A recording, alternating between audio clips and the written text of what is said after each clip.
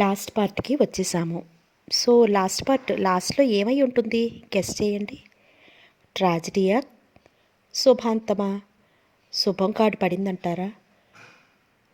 మీరు గెస్ చేసి అప్పుడు వినండి కదా. సరేనా? కథలోకి వెళ్ళిపోదాం. నా గెస్సు కరెక్ట్ అయిందండి ఈసారి. సో మీ గెస్ ఏమవుతుందో చూద్దాం. కథలోకి వెళ్ళిపోదాం. సావి, నేను రేపు ఊరికి వెళ్తున్నాను. ఉద్యోగానికి రిజైన్ చేశాను. వారం రోజుల తర్వాత బెంగళూరు వెళ్తున్నాను. అక్కడ ఒక కంపెనీలో ఉద్యోగం దొరికింది. నేను డబ్బుతో నాన్న పలుకుబడితో అన్యాయాన్ని న్యాయంగా కొనలేదన్న విశ్వాసం నీకుంటే ఈరోజు సాయంత్రం ఇక్కడికి రా. మన పెళ్లి గురించి నాన్నగారితో నీ ముందే మాట్లాడతాను. అశోక్ ఒక పిల్లవాడి చేతికిచ్చి పంపాడు చీటీ. ఈ మధ్య చాలా రోజులుగా అతడికి ఆమెకు మాటలు లేవు. సవిత మాట్లాడాలని ప్రయత్నించినా అతడు తప్పించుకుని తిరుగుతున్నాడు. అతడికి సవిత మీద చాలా కోపంగా ఉంది. తను ఎవరిని ఆరాధిస్తున్నాడో తెలుసు. ఎవరి కోసం 30 ఏళ్ళు వచ్చిన బ్రహ్మచారిగా ఉండిపోయాడో తెలుసు. తెలిసి తనని శంకించిన సవితని ఏం చెయ్యాలి? చెవి మేలి వేయాలనిపిస్తోంది. చాచి చెంపపేద కొట్టాలనిపిస్తోంది. కానీ ఏదీ చేయలేక ఆమెతో మాటలు మానేశాడు. రేపు ఇక్కడ నుండి వెళుతున్నాడు. వెళ్లేలోగా తన భవిష్యత్తు ఏమిటో తేల్చుకోవాలని నిశ్చయంతో అతను చీటీ రాసి సవితకు చీటీ రాసి పని అతని ద్వారా పంపించాడు. ఈ సాయంకాలం ఎటూ వెళ్లకుండా సవిత కోసం నిరీక్షిస్తూ కూర్చున్నాడు. నిమిషం తర్వాత నిమిషం గడిచిపోతుంటే అతనిలో ఆందోళన పెరిగిపోసాగింది. సవితకింకా తన మీద నమ్మకం కలగలేదా? సవిత రాదా? జీవితాంతం ఒంటరిగా మిగిలిపోవలసిందేనా? ఆశ నిరాశల మధ్య నలిగిపోసాగాడు. కానీ సవిత వచ్చింది సంధ్య పడుతుండగా. సావి, మన గురించి ఏం ఆలోచించావు? ఆతృతగా ప్రశ్నించాడు. మనకంటే ముందు నేను పాప గురించి ఆలోచిస్తున్నాను. తనను ఇంటిదాన్ని చేసి నా బాధ్యత దించుకుంటే గాని నా గురించి తర్వాత నీ గురించి ఆలోచించలేను. సవితలో ఆ ఉదయాసైనత చూసేసరికి అశోక్కి చిరాకు ముంచుకొచ్చింది. నువ్వు ఒక బాధ్యత వదిలించుకుంటే ఇంకో బాధ్యత మీద పడుతూనే ఉంటుంది. అన్ని బాధ్యతలంటూ తీర్చుకున్నాకే మన పెళ్లి జరగాలంటే మనం ముసలివాళ్ళం అయిపోతాం. నీకు అంత తొందరగా ఉంటే నీ పెళ్ళికి అభ్యంతరం ఏమీ ఉండదు. నేనెలాగా నిన్ను కాదని చేసుకోనన్నే కదా నన్ను ఇలా ఆడిస్తున్నావు. మరి ఇన్నేళ్ళు నా కోసం ఆగిన వాడివి ఇంకొద్ది రోజులు ఆగలేవా? సావి, అశోక్ మృదువుగా మారిపోయాడు. కొద్ది రోజులైతే ఆగగలను, కానీ సంవత్సరాల తరబడి ఈ వియోగం అనుభవించడం నా తరం కాదు. రోజులే అవుతుందో, నెలలే అవుతుందో, సంవత్సరాలే అవుతుందో పాప పెళ్ళయ్యి ఒక ఇంటిది కావాలి. అప్పుడే ఈ సావి మీ భార్య అవుతుంది. మామయ్య ఉన్నాడేమో, పాపకి మంచి సంబంధం చూడమని చెప్దామని వచ్చాను. నాన్న ఓ గంట ముందు ఎవరో వస్తే వెళ్ళారు. గంటలో రావచ్చు. నాన్న నా పెళ్లికి కట్నంగా తీసిపెట్టిన 25,000 కాక పాప కోసం నేను జాగ్రత్త చేసిన ఓ 10,000 కూడా ఉన్నాయి. ఈ డబ్బుతో పాపకి మంచి సంబంధమే వస్తుందని ఆశపడుతున్నాను. అయితే నాకేవి కట్నం ఇవ్వమన్నమాట. అతను కొంటెగా అడిగాడు. జియాలజీలో డాక్టరేట్ తీసుకున్న వాడిని, పెద్ద ఉద్యోగం చేస్తున్న వాడిని, ఎమ్మెల్యే కొడుకుని. అయితే కట్నాల తులాదండల్లో నీ బరువెంత? సవితకు కూడా నవ్వొచ్చింది. ఓ 1,00,000 దాకానైనా ఉండదా? అయితే నా దగ్గర లక్షలు లేవు. నా ప్రేమతో ఓ తులసి దళం వేసి నిన్ను కొని పారేస్తాను. తులసి దళంతో కొనేయడానికి నా కొడుకు కృష్ణుడు కాదే కోడలా అంటూ ప్రవేశించాడు శివనారాయణ. అయితే ఇప్పటికి పెళ్లికి ఒప్పుకున్నావన్నమాట. శుభం. ముహూర్తం ఎప్పుడు పెట్టించమంటావు? పెత్తం సోఫా కానించి సోఫాలో కూర్చున్నాడు. కొడుక్కి 1,00,000 కట్నం తీసుకుని పెళ్లి చేయాలన్న ఉగులాటం కొడుకు భీష్మ ప్రతిజ్ఞ ముందు ఎప్పుడూ అణగారిపోయింది. కట్నం వద్దు, పాడు వద్దు, కోడలు వస్తే చాలని తహతహలాడిపోతున్నారు ఆ దంపతులు. సవిత కొద్దిగా సిగ్గుపడి, ముందు పాప పెళ్లి కావాలి మావయ్య అంది మెల్లస్వరంతో. శివనారాయణ కనుబొమ్మలు ముడివేసి, నీకంటే పెద్ద వయసు దానిది అని అడిగాడు. పెద్ద వయసు కాదు, కానీ పాప బాధ్యత తీర్చుకున్నాకే మా పెళ్ళి అవుతుందట నాన్న. కాస్త ముందో వెనకో దాని పెళ్ళి అవుతుంది. దానికోసం నీ పెళ్ళి ఆపుకోవడం బాలేదు. మీ అత్తయ్య ఓపి మనవల కోసం అల్లాడిపోతోంది. నువ్వు ఇలా ఆలస్యం చేస్తే లాభం లేదు. కాదు మావయ్య, పాప పెళ్లి జరిగిపోవాలి. ఏమిటి అంత తొందర? నీ చెల్లెలు గోడలు దూకి పరిగెత్తుతున్నట్లుగా మాట్లాడతావే? ఇంకా 16 ఏళ్లేగా. 16 ఏళ్ళైనా 25 ఏళ్ళైనా ఓ చదువో ఉద్యోగమో ఉంటే పెళ్ళికి అంత తొందరపడాల్సిందే ఏమీ ఉండదు. కానీ దానికి చదువు అబ్బలేదు. అందరు ఆడపిల్లల్లా తెలివైనది కాదు. పైగా అవిటిది. అమ్మ నాన్న కరువైన పాప గురించి నేను కాకపోతే ఎవరు ఆలోచిస్తారు మావయ్య? పని పాట లేక పిచ్చి పిచ్చి ఆలోచనతో మనసు పాడు చేసుకుంటుంది. శివనారాయణ ఆలోచించుకున్నాడు. నా ఎరికలో ఓ సంబంధం ఉంది. పక్కనే ఉంటున్నారు వాళ్ళు. కుర్రవాడు బిఈ పాస్ అయ్యాడు. వయసు 25 దాకా ఉంటుంది. ముగ్గురు అన్నదమ్ముల్లో మధ్యవాడు. సంసారం స్థితిగతులు బాగున్నాయి. పాప పెళ్లికి తనకివ్వగలిగిన కట్న కానుకల గురించి చెప్పింది సవిత. కట్నం ఆశించి పెళ్లి చేసుకునేవారు నీ చెల్లెలు సుఖపెడతారనుకున్నావా? ఆవిడ దాన్ని దయతో చేసుకోవాల్సిందే కానీ నిర్లక్ష్యంగా అనేశాడు. సవిత మనసెత్తుకో చివుక్కుమంది. పాపను దయతో కానీ కట్నం కోసం కానీ పెళ్లి చేసుకునేవారు సుఖపెడతారా? దాన్ని అలా అని పెళ్లి చేయకుండా ఎన్నాళ్ళు ఉంచుకుంటుంది? భగవంతుడా, నువ్వెంత నిర్దయుడివి! కళ్ళు తెరవకుండానే అమ్మను కరువు చేశావు. 5 ఏళ్ల వయసులోనే అవిటిదాన్ని చేశావు. ఏ కష్టం వచ్చినా ఎవరితో చెప్పుకోలేని అమాయకురాలిని చేశావు. పాప జీవితం ఇక ముందు ఎలా గడుస్తుందో? మర్నాడు తన పనులన్నీ చూసుకుని ఈ సంబంధం గురించే తిరిగాడు. మర్నాడు తన పనులన్నీ మానుకుని ఈ సంబంధం గురించే తిరిగాడు శివనారాయణ. ఎల్లుండి సప్తమి. ఆ రోజు పెళ్లి చూపులకి వచ్చే ఏర్పాటు చేసి వచ్చానమ్మా. ఆ వచ్చే చుట్టాలు కొత్తవాళ్ళు. ఆ మర్యాదలు అవి నాకు తెలియవు. పెద్ద మనిషి అత్తయ్యని పంపించు. అలాగేనమ్మా. ఎల్లుండి నాకు తీరదు. అశోక్ని పంపిస్తాను వాళ్ళని వెంట పెట్టుకు తీసుకురావటానికి. ఆ ఎల్లుండి వచ్చేదాకా పాపకు తనకు ఆ రోజు పెళ్లి చూపులన్న సంగతి తెలియదు. సవిత రాధమ్మ పెళ్లి చూపులకి రాబోయే వాళ్లకు చేయవలసిన మర్యాదల గురించి, పాపను అలంకరించడం గురించి మాట్లాడుకుంటుంటే పాపకు తెలిసింది. పూలజడ కుట్టడం ఏంటి అత్తయ్య? అది ఈరోజు పెళ్లి కూతురు కావటం లేదు కదా, మామూలుగానే చూపిద్దాం. ఎవరో పైనుండి ఉరితాడు దించుతున్నట్టుగా గజగజలాడిపోయింది పాప. అక్క తనకు ఒక్క మాట చెప్పలేదే? మొన్న శివరాయణ మామ వచ్చినప్పుడు తను ప్రక్కింట్లో నవలు తెచ్చుకోవడానికి వెళ్ళిపోయింది. అయినా అక్క తనతో చెప్పకుండా ఈ ఏర్పాట్లు ఎందుకు చేస్తున్నట్లు? రాధమ్మ పాపకు తలంటడానికి నూనె గిన్నె తీసుకుని పెరట్లో మౌనంగా కూర్చున్న పాప దగ్గరికి వచ్చింది. తుత్తులు తీసి జడవిప్పవే తలంటుతాను. పాప వంచుకుని తల ఎత్తలేదు. ఏమిటే సవిత ఇది ఇలా కూర్చుంది? రాధమ్మ కేకపెట్టింది. సవిత వచ్చింది. ఏమిటే పాప? అత్తయ్య తలంటుతుందిలేమ్మా. పాప చిప్పున తలెత్తింది. ఆ పిల్ల కళ్ళు ఎర్రగా జ్యోతుల్లా ఉన్నాయి. ముందు నాకు ఇది చెప్పు. ఇవాళ మన ఇంటికి ఎవరొస్తున్నారు? నేను చూసుకోవడానికి పెళ్లి చూపులకు వస్తున్నారు, రాధమ్మ చెప్పింది. నేను పెళ్లి చేసుకోను. పెళ్లి చేసుకోక ఏం చేస్తావే? అక్క చేసుకుందా పెళ్ళి? అక్క పెళ్లి చేసుకుంటుంది నీ పెళ్ళయ్యాక. పాప కళ్ళు ఆశ్చర్యంతో విప్పారే. నిన్ను ఇంటిదారి చేసి కానీ తన పెళ్లి చేసుకోనంది మీ అక్క. సవిత నిర్ణయం గురించి నవ్వుతూ చెప్పింది రాధమ్మ. అక్కకి బావకి పెళ్ళి. పాప గుండెలో తుపాకీ పేలినట్టయింది. అక్క పెళ్ళికి నా పెళ్ళికి సంబంధం ఏమిటత్తా? నేను తనకట్టే పెద్దదాన్నా? నేను పెళ్లి చేసుకోను, చదువుకుంటాను. సవితకి కోపం వచ్చింది. నీ చదివేమిటో నాకు తెలుసు కానీ పిచ్చి వేషాలేయకు పాప. పెళ్లి చేసుకోదట. చేసుకుని ఏం చేస్తావే? ఉరి పెట్టుకుని చస్తాను. సవిత చాచి చెంపకు పెట్టింది. మళ్ళీ అను ఆ మాట, 4 చీరేస్తాను. సవిత కళ్ళల్లో నిప్పులు కురవసాగాయి. పాప ఎర్రటి బుగ్గ కందిపోయింది. కళ్ళల్లో సుళ్ళు తిరుగుతున్న నీళ్లు. సవిత ఆవేశం చప్పున జారిపోయింది. చేతులు చాచి పాపను గుండెలకు అదుముకుంది. పాప, అమ్మలేని నిన్ను అమ్మలాగే పెంచానే. దెబ్బ అంటే ఏమిటో ఇవాళ రుచి చూశావు. నాకింత కోపం ఎప్పుడూ రాలేదు తెలుసా? చూడమ్మా పాప, పెళ్ళెందుకు చేసుకోనంటున్నావు? రాధమ్మ అనునయంగా అడిగింది. నాకు ఇష్టం లేదు, నేను చదువుకుంటాను. పాప పట్టు మాత్రం సడలలేదు. ఈ గోలంతా గమనిస్తున్న అశోక్ నెమ్మదిగా పాపను సమీపించాడు. పాప, అరుణేశ్వరంతో పాప భుజం మీద చేయి వేశాడు. పాపకు ఒళ్ళంతా విద్యుత్ ప్రవహించినట్టుగా అయింది. పాప, మీ అక్కకి ఎన్నేళ్ళు? పాప మాటలు రానిదానిలా చూడసాగింది. తనింత వయసు వచ్చినా ఎందుకు పెళ్లి చేసుకోలేదో తెలుసు కదా. మీ అక్క పెళ్లి చేసుకోవడం నీకు ఇష్టమే కాదా? దీనికి మాత్రం పాప గబగబా తలోపింది. మరి నువ్వు పెళ్లి చేసుకోనంటే? పాప దగ్గర నుండి జవాబు రాలేదు. ఇన్ని రోజులు మీ అక్క నీకోసమే తన జీవన సౌఖ్యాన్ని దూరం చేసుకుంది. ఇన్ని రోజులకు తన మనసు మార్చుకుని పెళ్లికి అంగీకరించింది.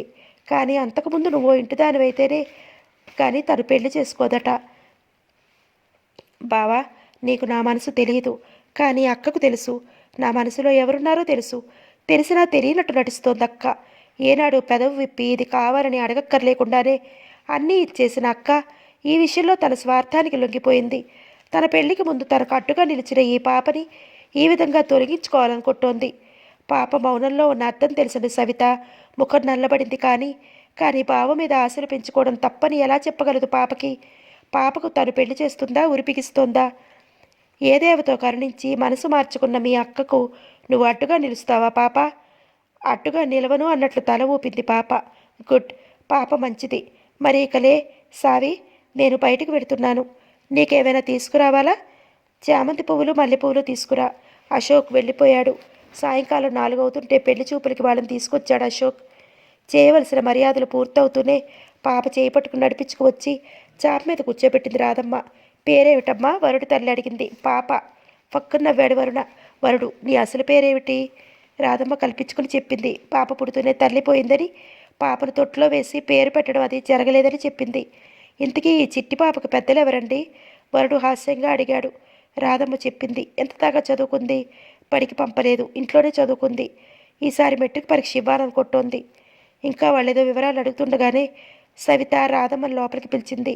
మావయ్య పాపకు ఆలస్యంగా చెప్పాడో లేదో చెప్పొత్తయ్యా, రేపు మన వాళ్ళని మోసం చేశాం అనుకోకుండా. రాధమ్మ వెళ్ళి చెప్పింది. అలాగా, రేచి 2 అడుగులు వేయమ్మా. ఆ పరీక్ష పూర్తయింది. నెమ్మదిగా నడిస్తే పాప కాలుకుంటుందని తెలీదు. పని పాట వచ్చా?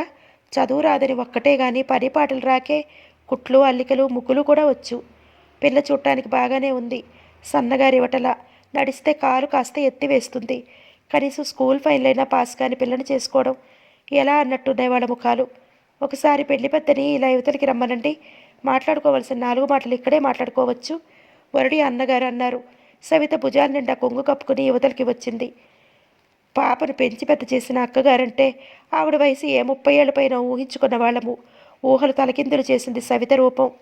25 ఏళ్ల వయసు, తెల్లని వచ్చస్సుతో, పెద్ద పెద్ద కళ్ళతో ఎంత బాగుంది.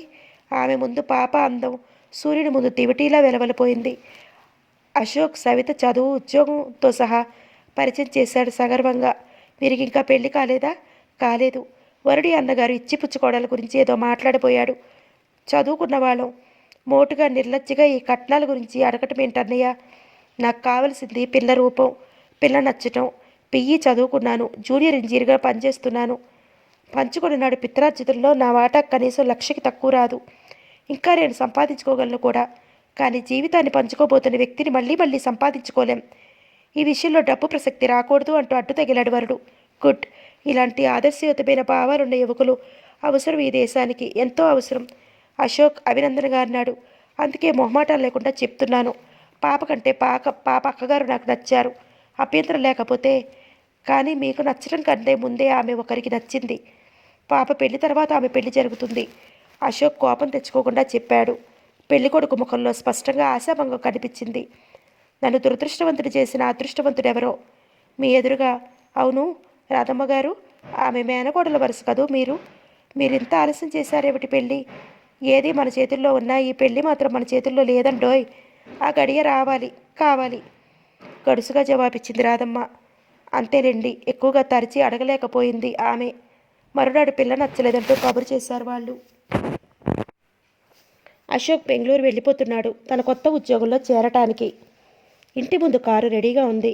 వనితతో వీడ్కోలు తీసుకుంటున్న అశోక్ కళ్ళలో ఏమిటో ఆరాటం, ఇదని చెప్పలేని తపన. సావి కళ్ళెత్తి ప్రశ్నార్థకంగా చూసింది. సవిత చేతిని మృదువుగా తన చేతిలోకి తీసుకున్నాడు. పెళ్లికి ఒప్పుకుంటూనే చాలా క్లిష్టమైన షరతు పెట్టావు సావి. మనిద్దరూ ఒకటయ్యాక పాప పెళ్లి మన చేతుల మీద ఘనంగా చేసేవాళ్ళం కదా. అన్ని బాధ్యతలు తీర్చుకున్నాకే ప్రశాంతంగా నా అశు జీవితంలో అడుగు పెట్టాలని, ఆయన గుండెగోటిలో నిశ్చింతగా విశ్రాంతి తీసుకుందామని. నన్ను అర్థం చేసుకో బావా.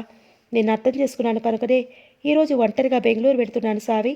కానీ ఈ వియోగ జలతి ఉత్సాహంతో ఈదడానికి ఒక తీయని సవిత ముఖం రాగరంజితమైంది. వద్దులే సావి, బలవంతంగా నిగ్రహించుకుంటూ అన్నాడు. అనధికారికంగా ఏదీ పుచ్చుకునేవాడు కాదు ఈ అశోక్. నువ్వు నా దాని వెయ్యాకే. ఆ కళ్ళపై సైగలకి సవిత సిగ్గుపడిపోయింది. వస్తాను సావి. సవిత చేతిని నొక్కి వదిలాడు. అది చదువుతున్న వారం రోజులకి అతడి దగ్గర నుండి ఉత్తరం వచ్చింది సవితకి. అది చదువుతున్న సవిత పెదవులు చిరునవ్వుతో విచ్చుకున్నాయి. తాను మర్చిపోయి ఆ ఉత్తరాన్ని పెదవులు కానిచ్చి ముద్దు పెట్టుకుంది. తర్వాత ఆ ఉత్తరం తన డైరీలో దాచేసి, పాపా బజార్కి వెళ్తున్నాను, తలుపులేసుకో అని చెప్పి పుట్ట తీసుకుని వెళ్ళిపోయింది. పాప తలుపులు వేసి సవిత డైరీ చేతిలోకి తీసుకుంది. పేజీలు తిప్పుతుంటే అశోక్ ఫోటో కింద పడింది. పాప ఫోటో చేతిలోకి తీసుకుంది. అశోక్ చిరునవ్వు నవ్వుతూ తన ఎదురుగా నిలుచున్నట్టుగా అయింది. పాప పరవశంగా ఫోటోని పెదవులు కానించుకుంది. తర్వాత సవిత ఇందాక డైరీలో పెట్టిన కవర్ తీసింది. కవర్లోంచి ఉత్తరం తీస్తుంటే పాప చేతులు ఎందుకో వణికాయి. ఏదో తప్పు చేస్తున్నట్టుగా, దొంగతనం చేస్తున్నట్టుగా. టియర్ సావి అక్షరాల వెంట పరుగులు తీశాయి పాప కళ్ళు. తన ఉద్యోగం గురించి, బెంగళూరులో విశేషాల గురించి రాస్తూ, సవిత రోజు వెంట రోజు గడిచిపోతోంది. నిరర్థకంగా నిస్సారంగా గడిచిపోతున్న ఈ కాలాన్ని చూస్తే నా మనస్సులో చెప్పలేని దిగులు ఆవరించుకుంటోంది. నా సావిని నా దగ్గరికి ఎప్పుడు తెచ్చుకోగలనా అని తహతహలాడిపోతున్నాను. కంపెనీ తరఫున ఫ్యామిలీ పోర్షన్ దొరికింది. ఇంటి చుట్టూ పూల చెట్లు, పరిసరాలు ఎంతో చక్కగా ఉన్నాయి. ఈ ఇంట్లో నీ అడుగుల సవ్వడి కోసం, నీ గాజుల గలగలల కోసం ఎదురు చూస్తున్నాను సావి. ఇంకెంతకాలము ఈ ఎడబాటు? చెప్పడం మరిచాను. పాపకి ఇక్కడ ఓ మంచి సంబంధం చూశాను. రాజన్ అని నా ఫ్రెండ్ ఒకతను ఉన్నాడు. అతడి తమ్ముడు ఇక్కడ బ్యాంకులో పనిచేస్తున్నాడు. పాప గురించి చెప్పాను. అమ్మాయిని చూడగానే ముందు చూడడానికి ముందు ఫోటో చూస్తానన్నాడు. పాప ఫోటో ఒకటి పంపించు. నేను వచ్చేటప్పుడు నాతో తీసుకొస్తాను అతడిని. రోజు విడిచి రోజు ఉత్తరం రాస్తూ ఉండాలి నువ్వు. ఆ ఉత్తరాలు ఈ ఎడబాటును మరిపించేలా నువ్వు నా ఎదుట నిలబడి మాట్లాడుతున్నట్లుగా ఉండాలి సావి. క్షణమొక యుగంలో ఉత్తరం నిండా అతడు వ్యక్తం చేసిన విరహ విషాదాలు పాపను కృంగతీశాయి. అక్క మీద బావకి ఎంత ప్రేమ! ఇక్కడ ఒక లేత గుండె తన కోసం అలాగే అలమటిస్తోందని బావకి ఎప్పటికైనా తెలుస్తుందా? తెలియదు, తెలియకూడదు కూడా. ఈ ప్రేమ, ఈ ఆరాటం ఈ పాపతోనే అంతం కావాలి. ఈ పాప అక్క జీవిత సౌఖ్యానికి అడ్డుగా నిలవకూడదు. అమ్మలా పెంచిన అక్కను చూసి ఈర్ష్యపడేది కాకూడదు. పాప ఒక నిశ్చయానికి వచ్చేసింది. పాత మందులన్నీ ఓ పుట్టలో వేసి అటక మీద వేశారు. పాప స్టూలు వేసుకుని పుట్ట దించి సీసాలన్నీ వెతికింది. తండ్రి బ్రతికుండగా ఆయన వాడుకున్న నిద్రమాత్రల సీసా పాపకి ఆ క్షణంలో ఒక పెన్నిది దొరికినంత సంతోషాన్ని కలగజేసింది. సీసా మూత తీసి మాత్రలు క్రింద కుమ్మరించి లెక్కపెట్టింది. రాత్రి 11 కావస్తోంది. సవిత టేబుల్ మీదకి వంగి పాపకి ఉత్తరం రాస్తోంది.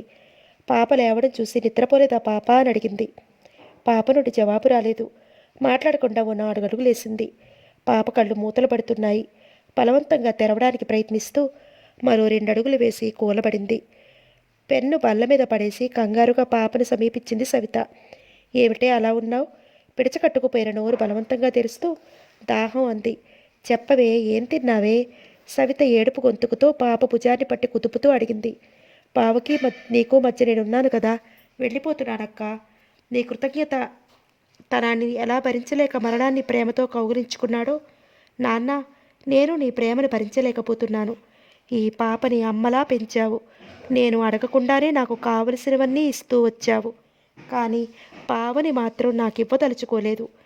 అందుకే ఈ పెళ్లి నెపంతో నా పీడను వదులుచుకోదలిచావు కదూ. నేనే వదిలిపోతున్నానక్క. నువ్వు బావ సుఖంగా. పాప పెదవులు కదలటం మానేశాయి. కళ్ళు మూతలు పడిపోయాయి. పాప 24 గంటలు జీవన్మరణాల మధ్య ఊగిసలాడింది. చివరికి స్పృహ వచ్చింది. మీరు అదృష్టవంతులు. ఆమె బ్రతుకుతుందని అనుకోలేదు డాక్టర్ అన్నాడు సవితతో. 4 రోజుల తర్వాత ఇంటికి వచ్చింది పాపను హాస్పిటల్ నుండి. నీరసంగా పక్క మీద పడుకుని ఉంది పాప. 4 రోజులుగా ఇంట్లో పేరుకున్న పని ముగించుకుని వచ్చి కూర్చుంది. పాప, నిద్రపోతున్నావా? పాప కళ్ళు తెరిచింది జవాబుగా. పాప, ఇదేమిటో చూడు. ఒక సీసా పాప కళ్ళ ముందుంచుతూ అంది సవిత. ఏమిటక్కా? విషం. ఈ విషం ఒక్క చుక్క నాలిక తాకితే చాలు, మనిషికి 5 నిమిషాల్లో మరణం సంభవిస్తుంది. ఇది మనిద్దరి కోసం తెచ్చాను ల్యాబ్ నుండి. అక్క, భయ విహ్వల స్వరంతో పిలిచింది పాప. నువ్వు అడగకుండానే నీ మనసులో ఉన్నవన్నీ ఇస్తూ వచ్చిన ఈ అక్క బావను మాత్రం ఇవ్వదలుచుకోలేదన్నావు కదూ. కానీ బావనే కాదు, ప్రాణమైనా ఇస్తాను పాపా నీకు. ఇవ్వలేని నాడు, పావని నీకు ఇవ్వలేని నాడు ఈ విషయం నా నోట్లో ఇంత పోసుకుని నీ నోట్లో పోస్తాను. ఈ ప్రపంచం నుండి ఇద్దరం కలిసి వెళ్ళిపోదాం.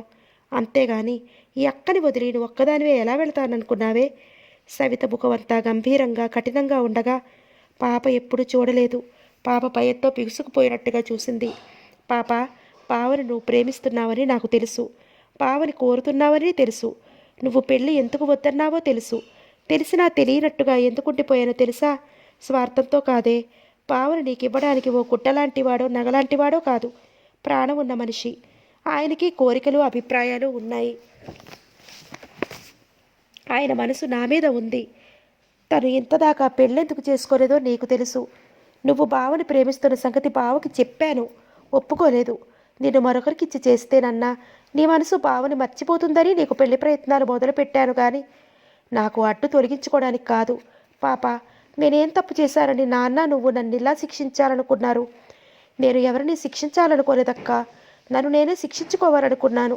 బావ మనసులో నాకు చోటు ఉండదని తెలిసినా ఆయన్ని పిచ్చిగా ప్రేమించిన నా అవివేకాన్ని శిక్షించాలనుకున్నాను. పాప శుష్కస్వరంతో చెప్పింది. బావ నిన్ను ప్రేమిస్తున్నాడు, బావను నువ్వు ప్రేమిస్తున్నావు. మీరిద్దరూ నాకు ఆత్మీయులు. మీ సుఖం కోరి నేను మీ మధ్య నుంచి వెళ్ళిపోవాలనుకున్నాను. నిన్ను పోగొట్టుకుని నేనే సుఖపడగలనుకున్నావు. పాప, పుడుతూనే అమ్మని మిరింగాను, ఇప్పుడు నీ సుఖాన్ని మిరుగుతున్నాను.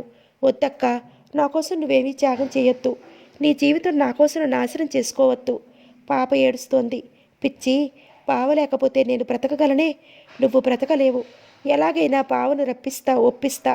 ఒప్పించని నాడు ఇదో ఈ విషయం మనమిద్దరిని ఈ ప్రపంచం నుండి పంపివేస్తుంది. ట్యాక్సీ మీటర్ ఛార్జీ చెల్లించి లోపలికి గబగబా వచ్చాడు అశోక్. ఏం జరిగింది సావి? టెలిగ్రామ్ అందిందా? నిన్నటిదాకా నేను క్యాంపులో ఉన్నాను.